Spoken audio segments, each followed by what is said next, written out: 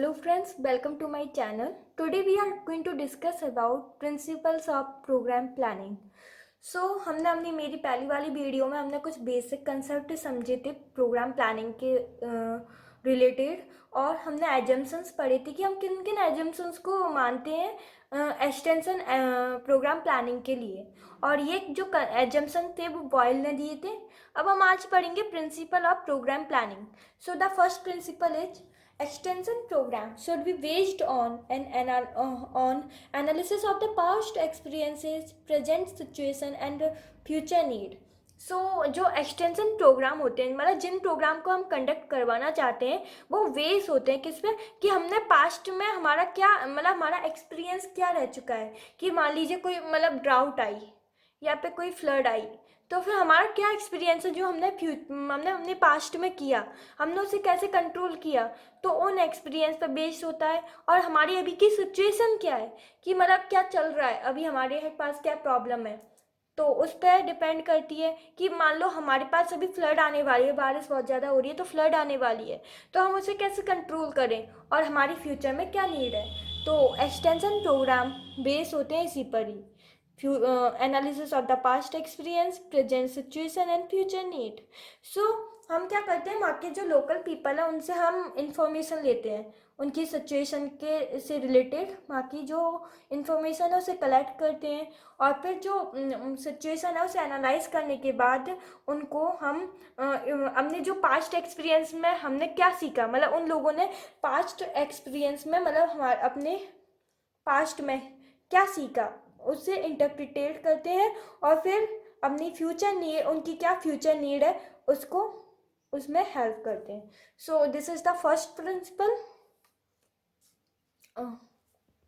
अब now second principle, extension programme should have a clear and significant objective which should satisfy important need of the people. So second है कि जो हम objective choose कर रहे हैं वो एकदम क्लियर होने चाहिए, मतलब उनको क्लियरली समझ में आने चाहिए वहाँ के लोगों को, वो बिल्कुल, और वो है ना उनकी जो नीड है उसको सेटिस्फाई कर सके, ऐसा होने चाहिए वहाँ के ऑब्जेक्टिव। और जो ऑब्जेक्टिव होते हैं वो अटेनेबल होने चाहिए, मतलब कि उन्हें हम अटेंड कर सकें। ये नहीं कि हमने ऑब्जेक्टिव तो बना लिए फिर हम उन्हें अटेंड ही नहीं कर पा रहे हैं, वो केवल हमारे एक फ्रिक्शन बन के रह गए हैं। तो हमें ऐसे ऑब्जेक्टिव चूज करने जो जिन्हें हम अटेंड कर सकें। अब now the third principal is extension programme should fix a priority on the basis of available resources and time. तो फिर अब हमें जो एक्सटेंशन प्रोग्राम है हम उन्हें इस तरह डिजाइन करेंगे कि वहाँ के जो रिसोर्सेज हैं उससे हमारे जो ऑब्जेक्टिव है वो फुलफिल हो जाए, कि वहाँ पे जो रूरल एरिया में जो रिसोर्सेज हैं उनमें हमारे एक्सटेंशन प्रोग्राम कंप्लीट हो जाए, और जो कम से कम टाइम में कंप्लीट हो जाए। इस हिसाब से on the basis of resources and time we choose our extension programme planning. अब नाउ रूरल के जो लोग होते हैं उनकी बहुत सारी प्रॉब्लम होती हैं, बहुत सारी मल्टीपल प्रॉब्लम होती हैं। इन प्रॉब्लम को हम एक साथ तो हम फुलफिल नहीं कर सकते, उनको उनका सॉल्यूशन नहीं दे सकते एक ही साथ। इसलिए हम जो सबसे ज़्यादा इम्पॉर्टेंट प्रॉब्लम है जो कि माँ के रिसोर्सेज से फुलफिल हो पा रही है और कम समय में, तो हम उसे चूज करते हैं। इसकी लिमिटेशंस क्या क्या है कि मतलब अब इन प्रोग्राम को वहाँ पे अप्लाई करने के लिए क्या क्या प्रॉब्लम्स आती हैं, वो है वहाँ पे ट्रेंड पर्सन वो अवेलेबल नहीं होते। अवेलेबिलिटी ऑफ फंड की सबसे बड़ी प्रॉब्लम है कि वहाँ पे फंड नहीं होता, और facilities and other resources and time. These are the limitations of the third principal.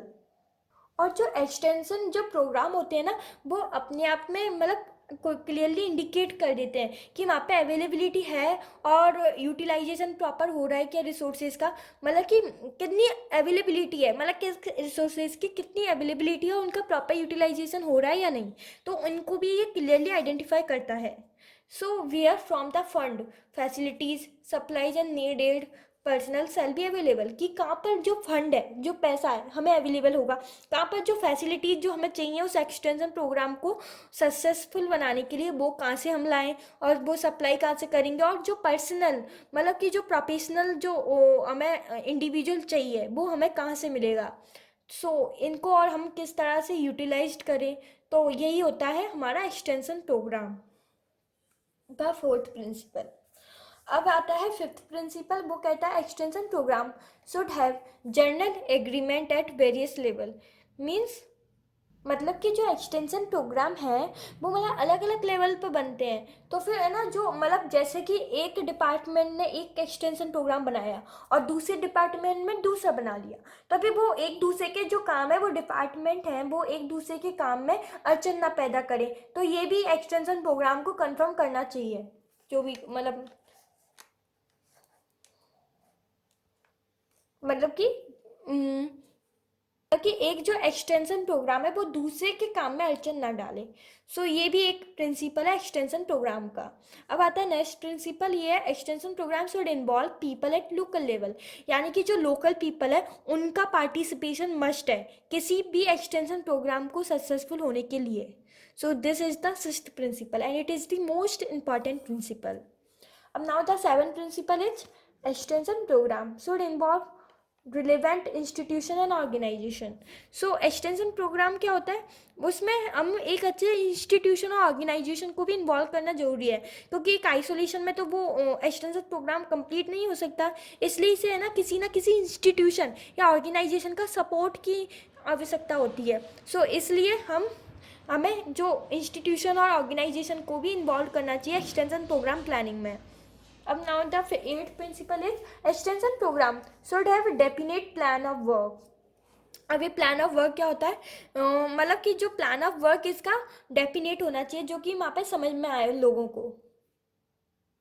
सो ये मतलब समझ में आना चाहिए लोगों को, इसलिए इसका जो डेफिनेट प्लान होना चाहिए।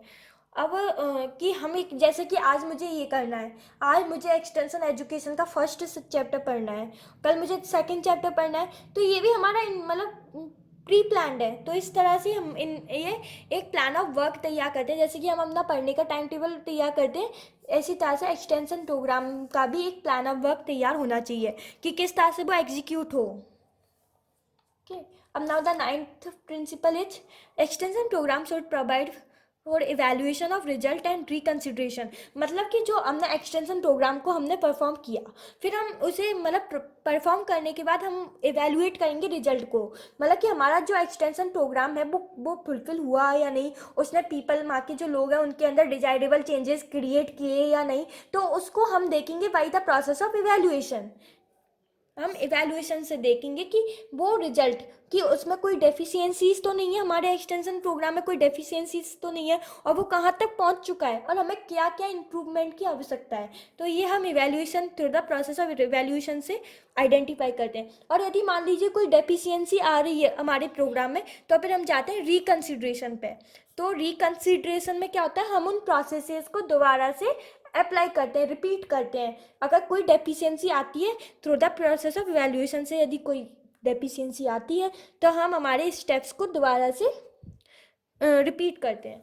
सो this is the ninth principle and the tenth principle, extension programme should provide for equitable distribution of benefit amongst the member of the community.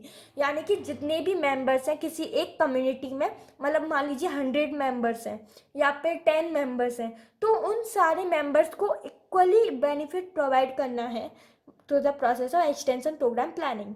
So that's the principle of extension program planning. We study all 10 principles.